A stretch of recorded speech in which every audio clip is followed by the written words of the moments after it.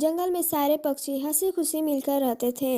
उसी जंगल में टूनी, कालू और मिट्टू बहुत ही अच्छे दोस्त थे। टूनी चिड़िया का उसी जंगल में एक समोसे का दुकान था, जिस पर हमेशा भीड़ लगी रहती थी। एक दिन टूनी की दुकान पर एक बाज जाता है और उससे कहता है, और टूनी, मुझे 5 समोसे दे दे। ठीक है, मैं अभी देती हूँ। टूनी बाज को सारे समोसे देती है और बाज वहीं पर सारे समोसे खा लेता है। बाज भैया, आपके 20 रुपए हुए। कैसा 20 रुपए? मैं सब कुछ फ्री में खाता हूँ। लगता है तुम मुझे अभी जानती नहीं है। इसके बाद बाज गुस्से में टूनी के सारे सामान को नुकसान पहुंचाने लगता है। ये क्या बाज भैया, एक तो आपने मेरे समोसे भी खा लिए और मेरे ठेले को भी गिरा दिया। बाज गुस्से में कहता है, हाँ तो क्या कर लोगी तुम? बाज टूनी को धमका ही रहा था, तभी वहाँ पर कालू और मिट्टू आ जाते हैं, जिसे देखकर बाज बहुत डर जाता है। ओए बाज, अगर तुम्हें घर सही सलामत जाना है तो टूनी का जितना भी नुकसान किया है उसे वापस कर दे, नहीं तो इसका अंजाम बहुत ही बुरा होगा।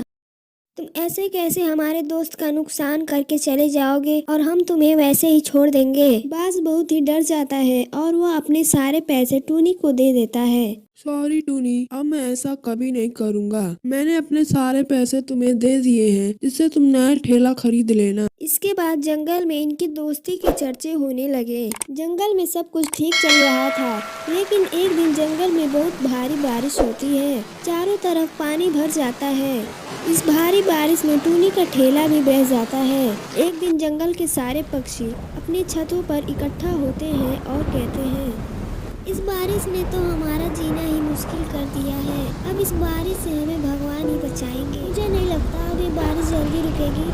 तो फिर अब हम क्या करें? तुम्हें कोई रास्ता बताओ। अब हमें इस जंगल को छोड़ना चाहिए। जंगल में चारों तरफ पानी भर गया था और आसमान में बिजली गरज रही थी। वो सारे पक्षी जैसे ही उड़ते हैं तभी आसमानी बिजली उल्लू के ऊपर गिर जाती है, जिससे वो मर जाता है। वो सारे पक्षी डर कर एक सुरक्षित स्थान पर छिप जाते हैं।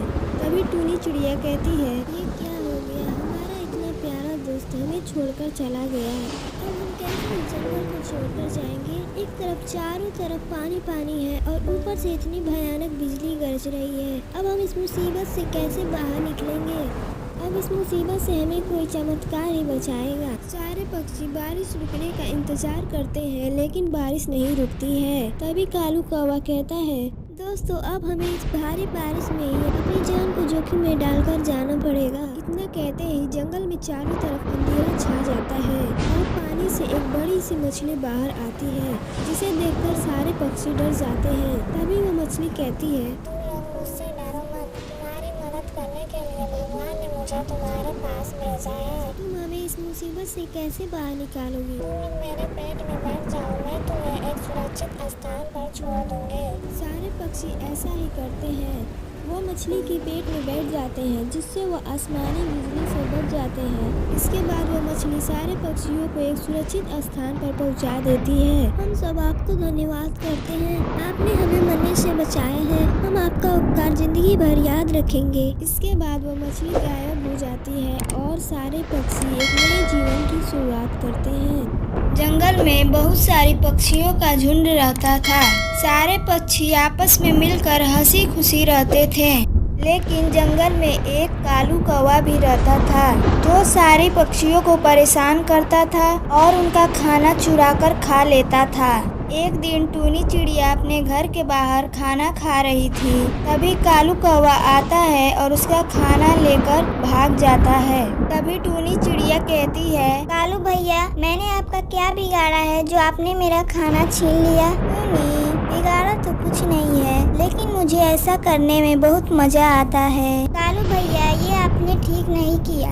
एक दिन आपके साथ भी ऐसा होगा। ठीक है, जब होगा तो देख लूँगा। कालू कौवा खाना खाकर अपने घर चला जाता है। अगले दिन कालू कौवा कहता है, बहुत जोरों की भूख लगी है, बाहर जाकर किसी चिड़िया का खाना चुराता हूँ। कालू कौवा खाना चुराने के लिए बाहर निकलता है। बहुत ढूंढने के बाद भी उसे एक भी चिड़िया बाहर नहीं दिखती है।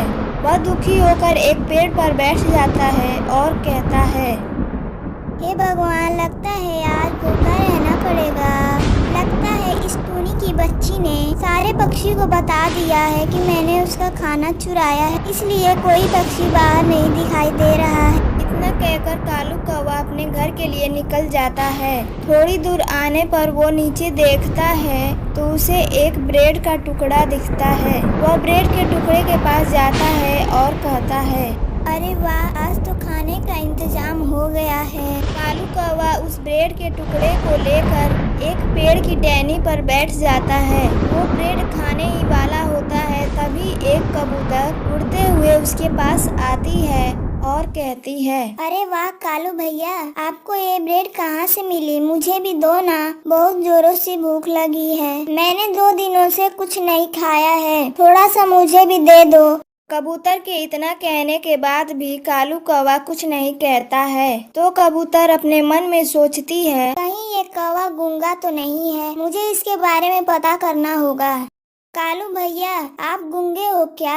आप मेरी बातों का जवाब नहीं दे रहे हो। इतना कहने के बाद भी कालू कौवा कुछ नहीं कहता है। तो कबूतर कहती है, मुझे इसकी तारीफ करनी होगी, तभी ये खुश होकर मुझे अपना ब्रेड देगा। कालू भैया, आप बहुत सुंदर हो, आप सभी पक्षियों में सबसे सुंदर हो, लेकिन आप बस गूंगे हो, जिसकी वजह से आपकी खूबसूरती बेकार है। ऐसा कहने पर कालू कौवा गुस्से से कहता है, पागल कबूतर, मैं गूंगा नहीं हूँ, मैं बोल सकता हूँ। कालू कौवा बोल ही रहा था कि उसके हाथ से ब्रेड के टुकड़े पर धक्का लग जाता है और वह ब्रेड का टुकड़ा जमीन पर गिर जाता है। हाँ हाँ कालू भैया, मुझे पता चल गया, आप गूंगे नहीं हो, लेकिन आपके पास दिमाग नहीं है। आपने अपने दिमाग का थोड़ा सा इस्तेमाल कर लिया होता तो यह ब्रेड का टुकड़ा आज मेरे पास नहीं होता और आप भूखे नहीं रहते।